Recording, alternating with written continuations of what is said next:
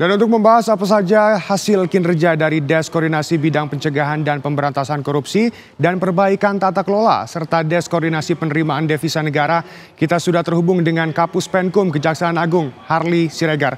Selamat sore Pak Harly. Selamat sore Mas Sena. Pak, jadi ini kita langsung saja nih. Apakah pertemuan antara Menko Polkam dan Kejaksaan Agung hari ini ada hubungannya dengan pernyataan Presiden Prabowo Subianto tentang vonis ringan terhadap terpidana korupsi beberapa waktu yang lalu?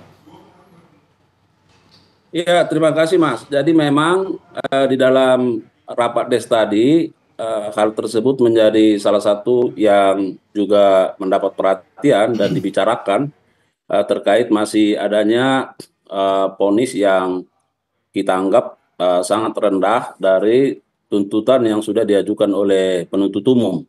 Nah, kita menjelaskan bahwa sesungguhnya dalam konteks ini jaksa sudah berkomitmen kuat terkait soal bagaimana penentuan stigmat ya terhadap para pelaku ya. Kemudian bahwa kita sangat begitu responsif ketika misalnya putusan pengadilan itu masih jauh dari rasa keadilan, jauh dari apa yang diharapkan, termasuk keadilan hukum ya, karena salah satu contohnya kita tuntut 12 putusannya 6,5 tahun, maka dalam masa pikir-pikir yang dimiliki oleh jaksa penuntut umum menurut hukum acara, kita melakukan kajian terhadap itu, berbagai pertimbangan, fakta-fakta yang disampaikan oleh majelis hakim, dan pada waktunya yaitu tanggal 27 Desember yang lalu itu kita sudah menyatakan upaya hukum ya, kita menggunakan hak upaya hukum banding. Nah, tentu ini menjadi satu bentuk bagaimana responsifnya kita terhadap apa yang dirasakan oleh masyarakat, khususnya terkait besarnya kerugian yang diakibatkan dalam perkara ini, tetapi putusan masih jauh dari yang diharapkan. Saya kira begitu. Oke Pak, dalam konferensi pers tadi Menko Polkam menyampaikan jika Presiden Prabowo Subianto meminta proses hukum kasus tindak pidana korupsi ini harus tegas dan tidak ragu-ragu. Ini bagaimana pihak kejaksaan melaksanakan arahan dari Presiden tersebut? Apakah dengan memperbanyak tuntutan kepada terpidana korupsi misalnya? Ya, saya kira kita sangat berkomitmen ya dan sangat mendukung sependapat apa yang disampaikan oleh Bapak Presiden ya.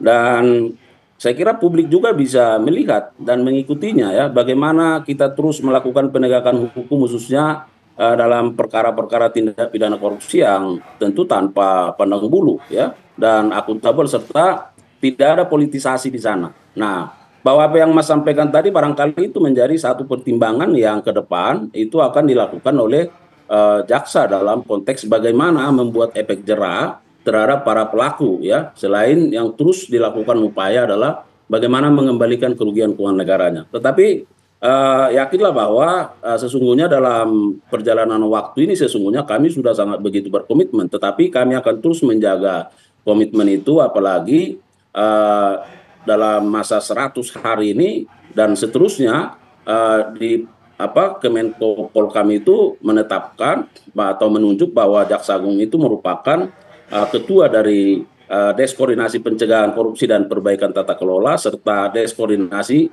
Peningkatan Penerimaan Devisa Negara. Tentu ini akan terus berkolaborasi, bersinergi bahwa bagaimana upaya-upaya pencegahan dan pemberantasan korupsi dengan antara lain apa yang Mas Sena sampaikan terkait dengan stigmat daripada pengenaan terhadap para pelaku tindak pidana korupsi. Oke Pak Harly, ini salah satu yang dibahas dalam pertemuan tadi adalah pengembalian aset koruptor dari luar negeri ke Indonesia. Untuk tahun ini berapa banyak aset yang ditargetkan bisa kembali ke Indonesia Pak?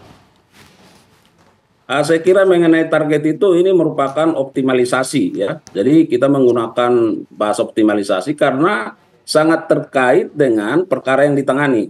Tadi kalau kita ikuti bahwa Jaksa Agung melalui Jampitsus juga sudah mengumumkan ada penetapan baru terhadap tersangka korporasi. Nah, tentu penyidik nanti ke depan ini akan terus mendalami terhadap upaya-upaya pengembalian kerugian keuangan negaranya, termasuk apakah bahwa ada aset-aset katakanlah dari para korporasi ini yang ada di luar negeri, dan itu akan dikoordinasikan secara lintas kelembagaan untuk dalam rangka bagaimana mengembalikan kerugian negara. Apalagi Bapak Jaksa Agung tadi sudah sampaikan terkait soal kerugian kerusakan lingkungan ya yang sampai 271 triliun dalam perkara timah itu, dan pengadilan sudah sependapat bahwa itu juga menjadi bagian dari kerugian keuangan negara. Jadi memang kami akan kerja keras ya, mudah-mudahan melalui penetapan para korporasi ini sebagai pintu masuk yang tentu bisa mengembalikan aset-aset dalam konteks bagaimana memulihkan kerugian keuangan negara.